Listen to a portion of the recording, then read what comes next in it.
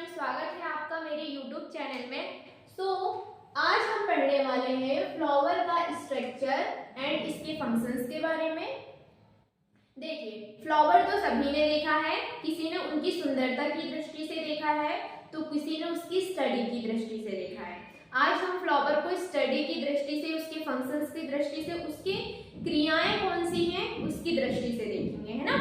तो पुष्पीय पौधों का महत्वपूर्ण भाग क्या होता है? फ्लावर होता है। जितने भी पौधे होते हैं जो पुष्प देते हैं उनका सबसे महत्वपूर्ण भाग होता है फ्लावर। फ्लावर को सुंदरता की दृष्टि से देखें तो वो सुंदर तो बहुत होता है जिससे कि इंसेक्ट अट्रैक्ट होते हैं, है ना। तो आकार की दृष्टि से देखा जाए तो फ्लावर जो होता है वो होता है एक रूपांतरित प्रारूप। प्रारूप क्या है? पेड़ में दो भाग होते हैं, एक होती है रूट मतलब जड़ और दूसरा होता है सूट मतलब प्रारूप या तना कहेंगे, है ना, या रूट सूट कहेंगे इसको। ये होती है, ठीक। तो अगर हम देखें तो जो सूट होता है इसका, उससे क्या विकसित होता है? पुष्प विकसित होता है। तो पुष्प एक क्या है? आकार की दृष्टि से पुष्प एक रूपांतरित प्रारूप है, ठीक। अब पुष्प की संरचना की बात करें तो पुष्पों में 4 चक्र पाए जाते हैं और चारों चक्र जो पुष्प के होते हैं वो पुष्पासन में स्थित होते हैं, ठीक। पुष्प के 4 चक्र हैं, चारों के चारों पुष्पासन में स्थित हैं, ठीक। अब पुष्पासन क्या है? जिसके ऊपर पुष्प लगा हुआ है उसे पुष्पासन कहते हैं या थैलेमस कह सकते हैं। ये वाला हो जाएगा अपना पुष्पासन, या इसी को क्या कह दोगे? थैलेमस, ठीक। अब इस थैलेमस के ऊपर पुष्प के चारों चक्र पाए जाते हैं। तो उनमें जो हरे रंग की पत्तियां होती है, आपने देखे होंगे जैसे गुलाब का जो फूल होता है उसमें हरे कलर की, जब वो बॉडी अवस्था में होता है ऐसे, तो उसको पुष्प की जो बॉडी होती है उसको बाहर से ऐसे हरे कलर की पत्ती ढक के रखती है। हरे कलर की पत्ती जैसी संरचना दिखती है जो इस पुष्प को ढक के रखती है ऐसे, है ना। वो होती है हरे रंग की, इनको बोल देते हैं बाह्यदल। ऐसे ये क्या हो जाएंगी? बाह्यदल, ठीक। दिस इज अ बाह्यदल। बाह्यदल को इंग्लिश में बोलोगे सेपल, ठीक, सेपल, ओके। बाह्यदल के बाद कलरफुल भाग आता है, जैसे पुष्प की लाल कलर का पुष्प है तो लाल कलर की जो पंखुड़ियां होती हैं उसकी वो वाली, है ना।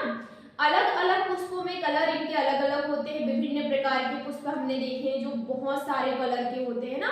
तो जो कलरफुल वाला जो पार्ट होता है, जो कलरफुल वाला भाग होता है, सबसे बाहर है तो इसको बाह्यदल कह दिए। अब वो कलरफुल वाला है तो उसको बोल दोगे दल, या इसको बोले वो सेपल, उसको बोल दोगे पेटल, ठीक। ये कलर वाला पार्ट हो गया पुष्प का।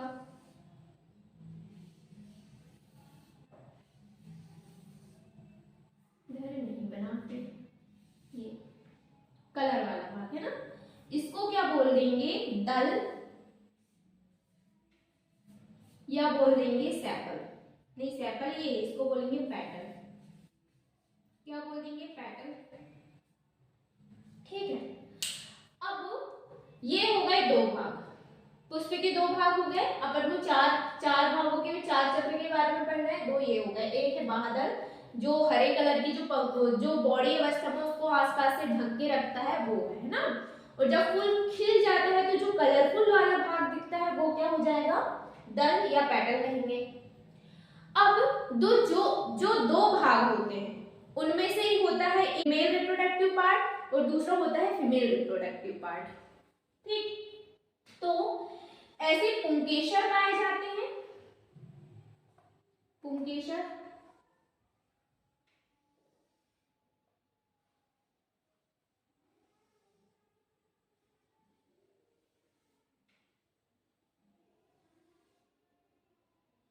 जिनको यदि एक अकेले को लेंगे तो पुमंग कहेंगे, है ना।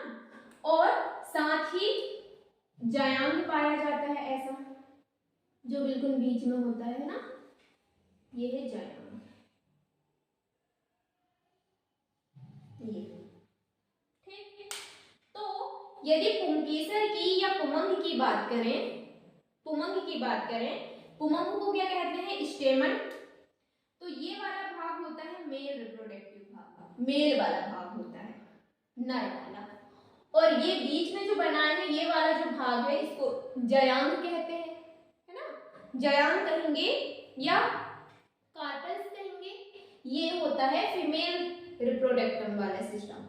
तो देखो ये जो है अपना जो पुमंग है वो 2 पार्ट से मिलकर बना है। ऊपर साइड दिख रहा है आपको ये, और नीचे साइड जो फिलामेंट बनी हुई है ना। तो इनको बोल देते हैं anther, this is the anther. और ये जो लंबा भाग है इसको बोल देते हैं फिलामेंट, एंथर एंड फिलामेंट। ठीक। अब ये जो एंथर और फिलामेंट है दोनों को साथ में क्या कह दोगे, स्टेमन।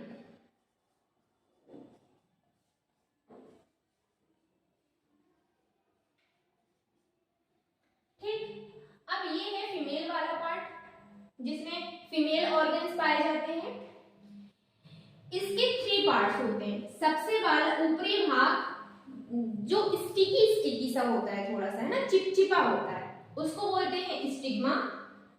थोड़ा दूर रख देते हैं, इसको बोलोगे क्या, स्टिग्मा। स्टिग्मा।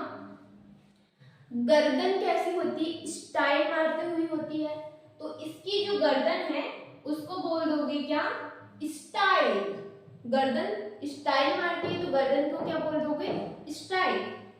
ओके, क्लियर दिख रहा है, दिख रहा है ना। जो गर्दन होती है वो थोड़ी स्टाइल मारती हुई होती है तो इसको क्या बोल दोगे, स्टाइल। ठीक। और जो सबसे नीचे वाली भाग है ये वाला गोल वाला, उसको बोल देते हैं ओवरी। ये हो जाएगा ओवरी, स्टिग्मा, स्टाइल और ओवरी। इन सभी को मिलाकर क्या कह दोगे, जयांग कहोगे।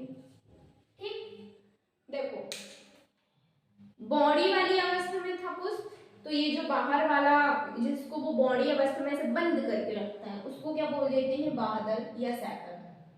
ठीक है, इकट्ठे बहुत सारे बादल हैं तो उनको बादल पुंज कह देते हैं। ठीक। अब ये इसके बाद क्या जाता है, दल, जिसको बोलते हैं पेटल। एक है तो दल, बहुत सारे समूह में, तो समूह में कह दोगे दलपुंज। अब मेल वाला पार्ट है एंथर। एंथर और फिलामेंट से बना होता है पुमंग, स्टेमन, है ना।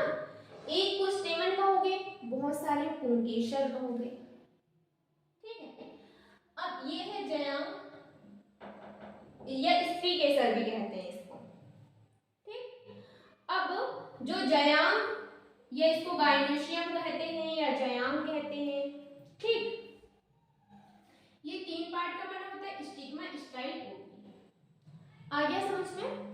यदि हम बात करें बाह्यदल की और दल की, तो ये होते हैं सहायक अंग। और ये जो है पुमंग और जयांग, ये क्या होते हैं, ये होते हैं जो मेन आवश्यक अंग जो है इसके, वो क्या होते हैं, पुमंग और जयांग। क्यों, क्योंकि एंथर के अंदर निर्माण होगा परागकण का। अब वो परागकण कहाँ जाएगा, परागकण जब ये स्फुटित हो जाता है तो यहाँ से परागकण निकलेगा। अब वो हवा के माध्यम से, मतलब वायु के माध्यम से, जल के माध्यम से, अलग अलग प्लांट्स में अलग अलग प्रकार से परागण होता है ना। तो कहाँ चला जाएगा, ये स्टिग्मा में, और स्टिग्मा में जाकर यहाँ अंकुरित होता है, और फिर यहाँ से मेल पार्ट नीचे जाके, और यहाँ पर होती है इसके अंदर ओवरी, और ओवरी के अंदर क्या होता है, बीजाणु, है ना। इसको जाके क्या करेगा, ये फर्टिलाइज्ड कर देता है। तो इस प्रकार से इसमें फर्टिलाइजेशन होता है। तो इसके आवश्यक भाग कौन कौन से हैं? पुमंग है और जयांग है। आया समझ में? यदि आपको पूरी तरह समझ में आ गया है तो ठीक, नहीं तो आप वीडियो को फिर से देख सकते हैं। Thanks for watching. Like, subscribe and share.